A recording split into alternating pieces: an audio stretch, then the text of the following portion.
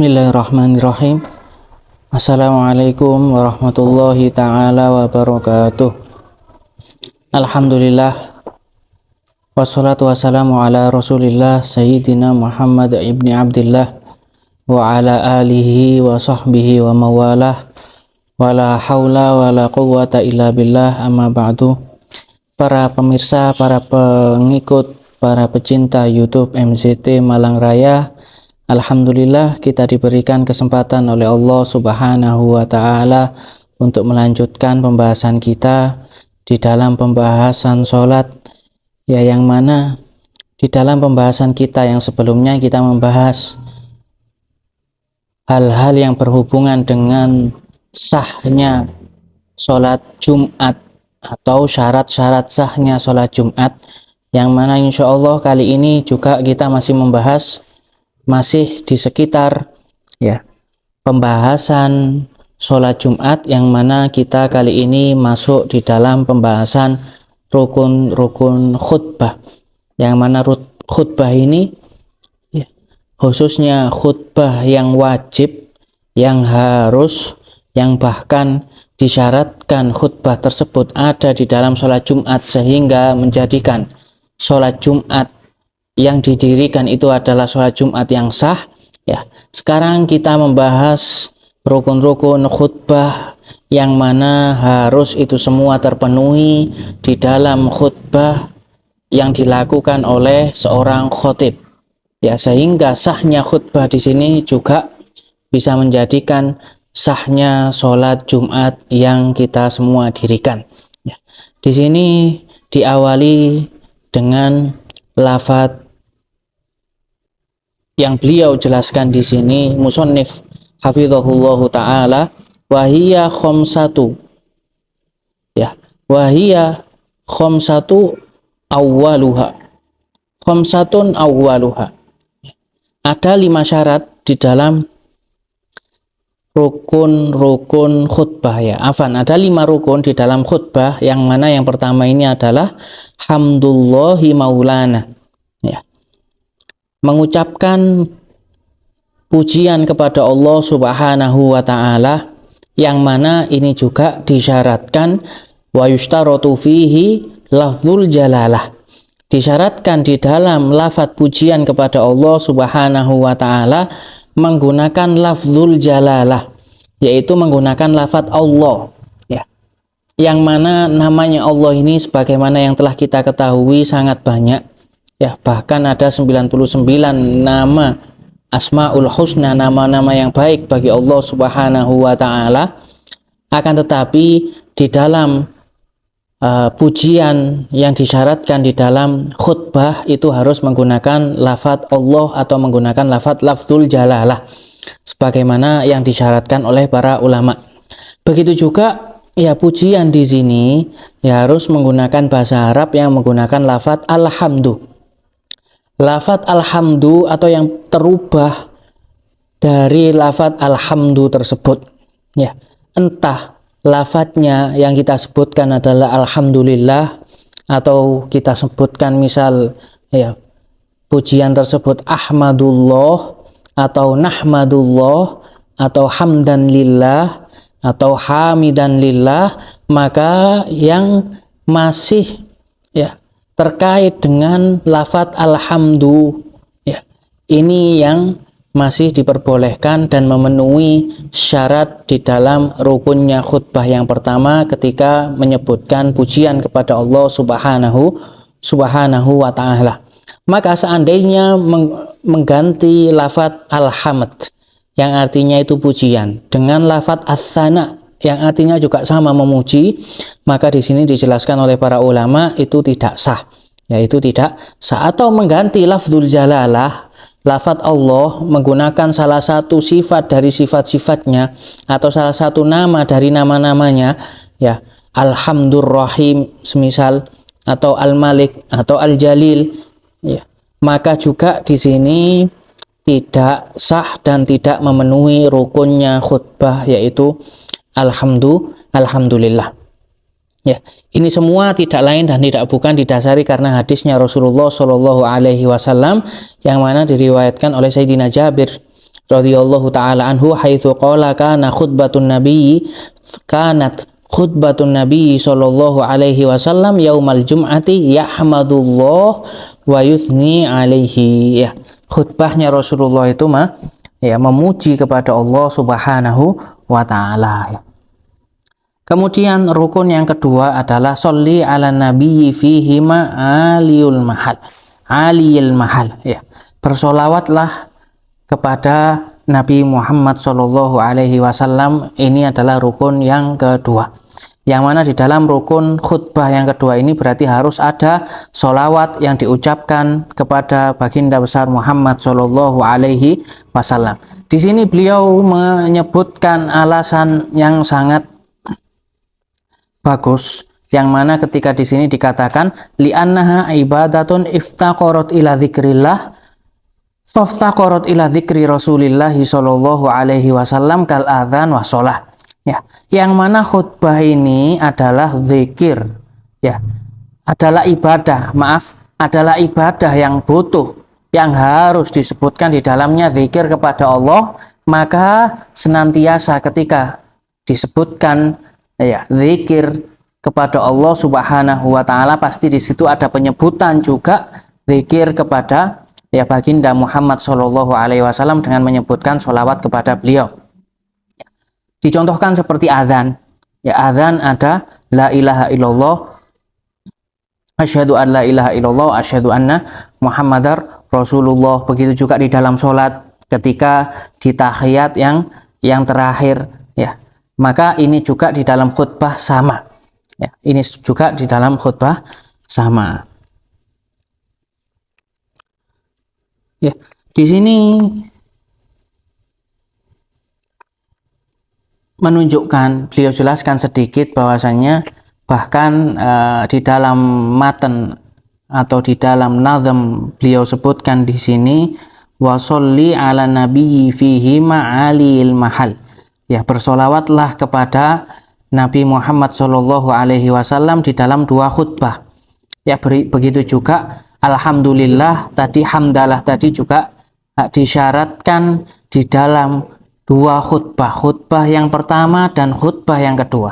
Solawat juga sama, khutbah yang pertama juga khutbah yang kedua. Ya, di sini di dalam matan yang disebutkan oleh musannif rahimahullah Al-Habib Ahmad Masyhur bin Thaha Al-Haddad, beliau menyebutkan, memerintahkan sholawat kepada Nabi di dalam dua khutbah, yang mana sholawat kepada Nabi atau Nabi Muhammad di sini beliau sifati dengan aliyil mahal. Beliau kedudukannya adalah kedudukan yang paling tinggi, ya, di dunia dan di akhirat. Ya. Di sini disebutkan alasannya itu juga sama, karena nama Rasulullah Shallallahu Alaihi Wasallam tidak akan ketika disebutkan zikir kepada Allah Subhanahu Wa Taala, maka di situ juga disebutkan zikir kepada Rasulullah Shallallahu Alaihi Wasallam. Ini beliau katakan kaifala wa ijlalullahi wahid wadhihun lahu fi kalamihi ta'ala. Ya, ini semua karena pengagungannya Allah kepada kekasihnya baginda Muhammad Shallallahu Alaihi Wasallam ini jelas di dalam firman-firmannya Allah Subhanahu Wa Taala. Kemudian beliau sebutkan di sini karena fama min nabiyyin illa nadahullahu bismihi fil Qur'ani faqala ya Nuh ya Soleh ya Hud ya Lut ila akhirih.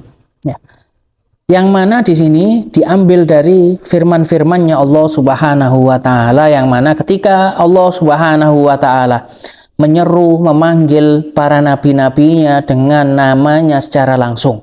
Ya, Allah Subhanahu wa taala di dalam Al-Qur'an langsung menyebutkan ya Nuh, ya Soleh, ya Hud, ya Lut, ya. Akan tetapi katanya beliau di sini, ya walamma ata ila nabiyyina sallallahu alaihi wasallam qala ayyuhan nabiyyu ya ayyuhar rasul ya ayyuhan nabiyyu. Ya, ketika Allah Subhanahu wa taala ya menyeru atau memanggil kekasihnya ya baginda besar Muhammad sallallahu alaihi wasallam, beliau tidak menyeru dengan namanya secara langsung, akan tetapi menyebutkan atau memanggilnya dengan kedudukannya, yaitu dengan pangkatnya, wahai Nabi, wahai Rasul, dan lain sebagainya. Ya, ini semua disebutkan oleh musannif hafizahullah. Walamma lam yata'addab ma'ahul a'rabu wa nadahu bismihi nahahumullahu ayyunaduhu bismihi faqala la taj'alu du'a ar-rasuli bainakum ka du'a ba'dikum ba'dah. Ya, bahkan ketika zaman saat itu para orang Arab yang senantiasa saling memanggil antara salah satu orang kepada orang yang lain langsung menggunakan namanya, ya, Allah Subhanahu wa taala langsung memberikan larangan kepada mereka, ya, ketika zamannya Rasulullah Shallallahu alaihi wasallam untuk memanggil nama Rasulullah Shallallahu alaihi wasallam secara langsung, sehingga Allah Subhanahu wa taala langsung berfirman, la taj'alu du'a ar-rasuli bainakum ka du'a ba'dikum ba'dah. Ya, jangan kalian jadikan seruan kalian atau panggilan kalian kepada Rasulullah itu seperti panggilan antara salah satu kalian dari salah satu yang lain, langsung memanggil namanya. Tidak, akan tetapi para sahabat, ya, diberikan arahan oleh Allah Subhanahu wa taala untuk memanggil Rasulullah Shallallahu alaihi wasallam tidak secara langsung dengan namanya, akan tetapi menyebutkan dengan lafaz wahai Rasulullah, wahai Nabi Allah, ya, wahai kekasihnya Allah. Ya, ini semua tidak lain dan tidak bukan berdasarkan dari firman-firmannya Allah Subhanahu wa taala dan perintah langsung dari Allah Subhanahu wa taala. Ini alasan sedikit pembahasan kenapa kok setiap disebutkan nama Allah Subhanahu wa taala pasti di situ disebutkan nama Rasulullah Shallallahu alaihi wasallam. Ya. Kemudian rukun yang selanjutnya yaitu rukun yang ketiga. Tsumma ausi bittaqwa. Ya, kemudian memberikan wasiat dengan takwa. Ya, memberikan wasiat tentang takwa, yang mana berarti 3 rukun ini.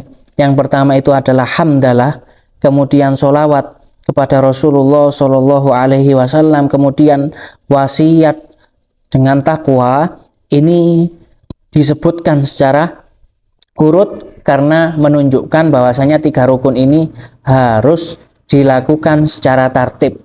Tidak boleh didahulukan wasiat bittaqwa dari lafaz hamdalah atau sholawat kepada Rasulullah Shallallahu alaihi wasallam. Takwa yang mana, apa makna takwa, yang mana wasiat apa yang harus disampaikan oleh khotib tentang takwa tersebut, yang mana di sini takwa adalah, ya, wahia antaj'ala bainaka wa baina adzabillahi wiqayatan bimtithali awamirihi wajtinabi nawahihi. Yaitu takwa itu ketika menjadikan kita semua, ya, antara kita dan antara azabnya Allah Subhanahu wa taala itu ada penyelamat, ya, ada benteng, ya, dengan takwa tersebut. Dengan apa? Dengan kita menjalankan semua perintahnya dan kita menjauhi larangan-larangannya. Sehingga wasiat dengan takwa di sini adalah wasiat yang mengharuskan, ya, yang menganjurkan kita untuk senantiasa menjalankan apapun yang diperintah oleh Allah dan Rasulnya dan menjauhi semua yang dilarang oleh Allah dan Rasulnya. Ya. Au hiya kama arrafahal imamu Aliyun haitsu qala, atau makna takwa di sini adalah sebagaimana yang diberikan definisi tersebut oleh Sayyidina Ali karramallahu wajhah, ya, yang mana Sayyidina Ali berkata bahwasannya takwa itu adalah at-taqwa hiya al-khaufu minal jalil. Ya, takwa itu adalah ketika seseorang itu benar-benar takut kepada Allah Subhanahu wa taala. Takut kepada azab Allah Subhanahu wa taala sehingga dia menjauhi larangan-larangannya Allah Subhanahu wa taala. Wal amalu bitanzil, dan beramal dengan semua yang diperintahkan oleh Allah dan diperintahkan oleh Rasulullah Shallallahu alaihi wasallam. Ya, entah hal tersebut yang wajib atau hal tersebut itu sunnah. Wal isti'dadu liyaumir rahil. Ya, takwa juga itu adalah ketika seseorang itu senantiasa mempersiapkan dirinya untuk hari nanti, hari akhirat, hari kebangkitan, hari bertemunya atau diminta pertanggungjawaban kita semua itu di hadapannya Allah Subhanahu wa taala. Maka ketika Imam Ali karamallahu wajhah beliau memberikan definisi seperti ini, berarti semua hal yang mencakup itu wasiat agar kita senantiasa takut kepada Allah Subhanahu wa taala, entah mewasiatkan bahwasannya ya azabnya orang yang berbuat maksiat, hukumannya orang yang berbuat maksiat ya, atau anjuran untuk melakukan hal-hal yang wajib, atau anjuran untuk melakukan hal-hal yang sunnah, atau ya menyebutkan nanti keadaan orang-orang ketika di hari akhir atau ketika hari kiamat ya. Maka ketika khutbah mengandung ini semua, maka ini tergolong sesuatu yang didefinisikan yaitu takwa. Maka khutbah di sini memenuhi rukun sehingga menjadikan sahnya khutbah yang disebutkan dengan anjuran-anjuran tersebut.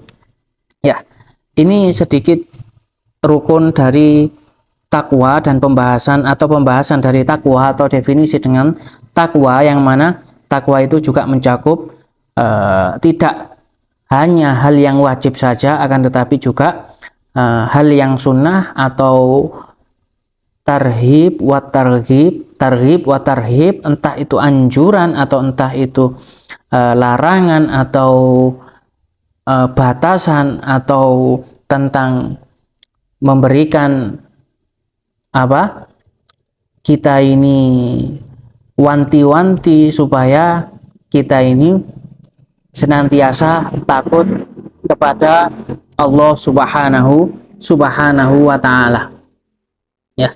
Kemudian melanjutkan syarat atau rukun yang selanjutnya, yang mana di sini setelah kita membahas 3 rukun tersebut, yang mana 3 rukun itu harus ada di dalam khutbah yang pertama dan khutbah yang kedua, maka sekarang ini kita membahas tentang rukun yang mana rukun ini hanya di salah satu dari 2 khutbah.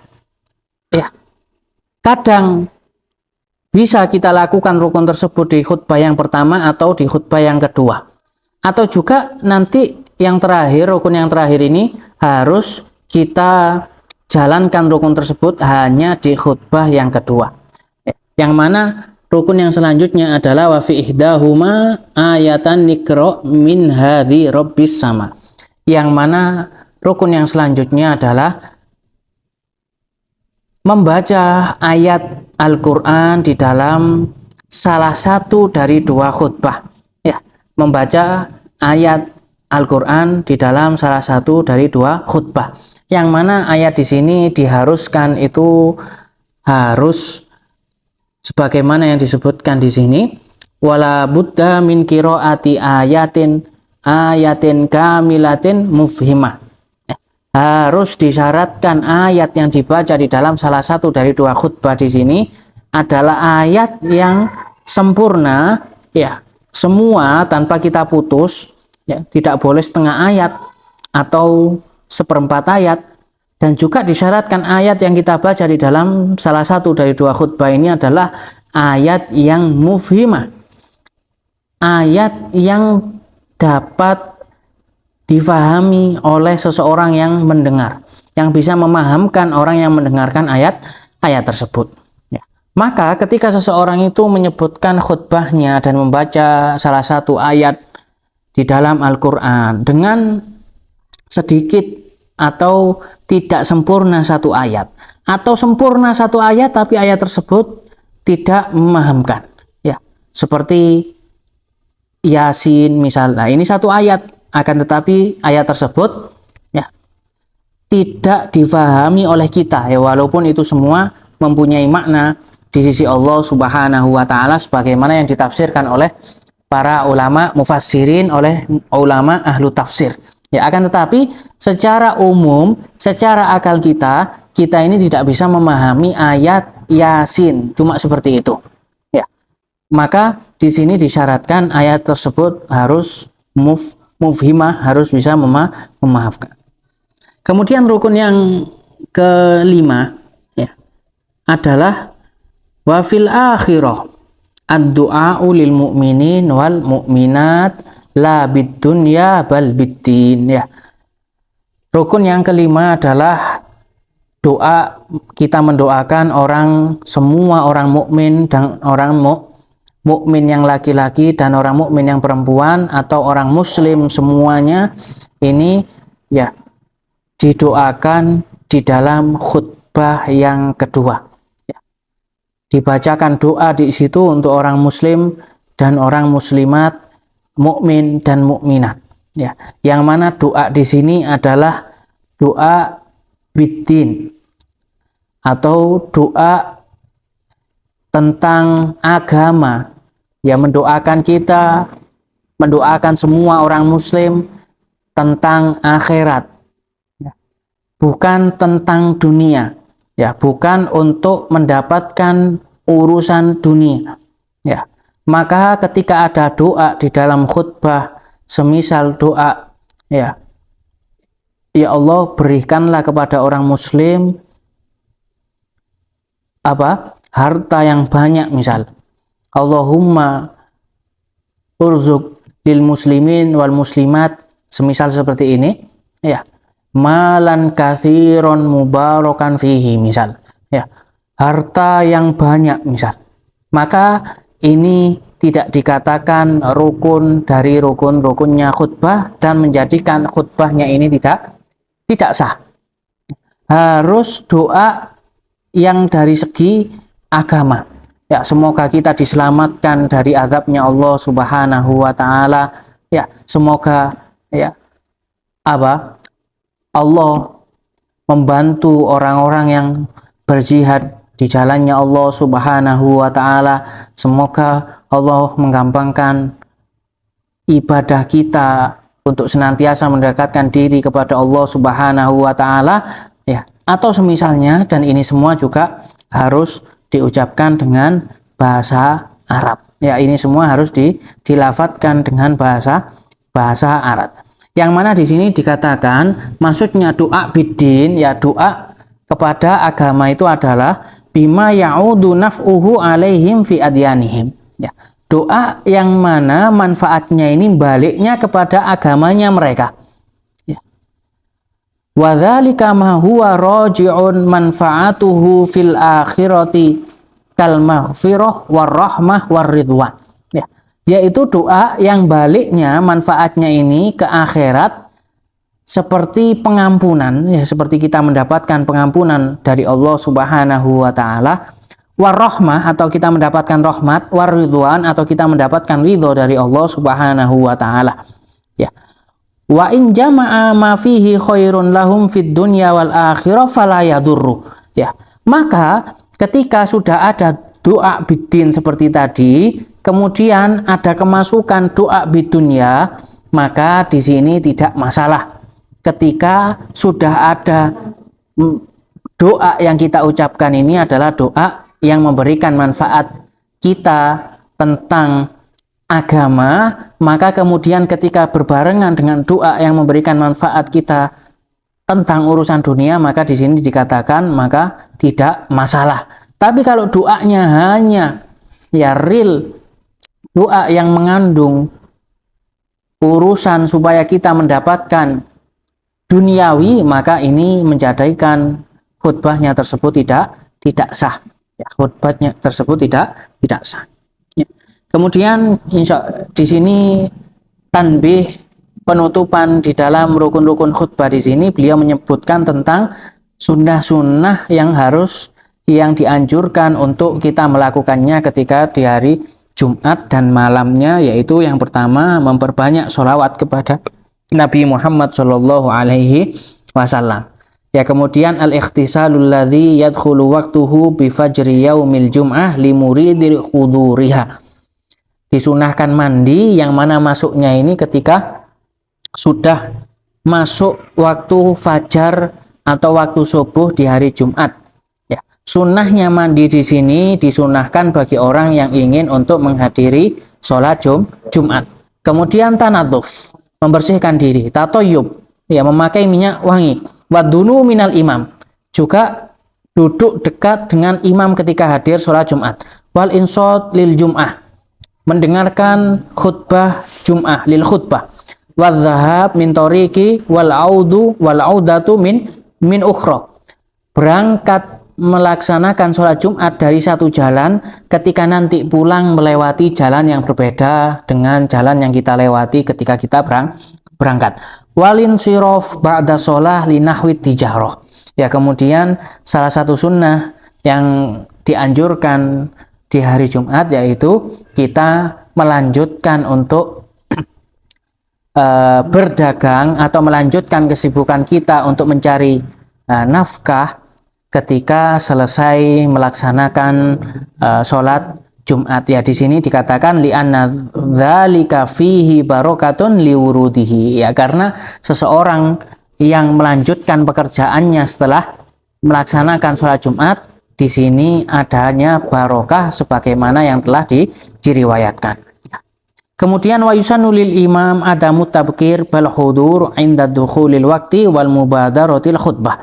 Akan tetapi kalau kita tadi itu disunahkan untuk tabkir atau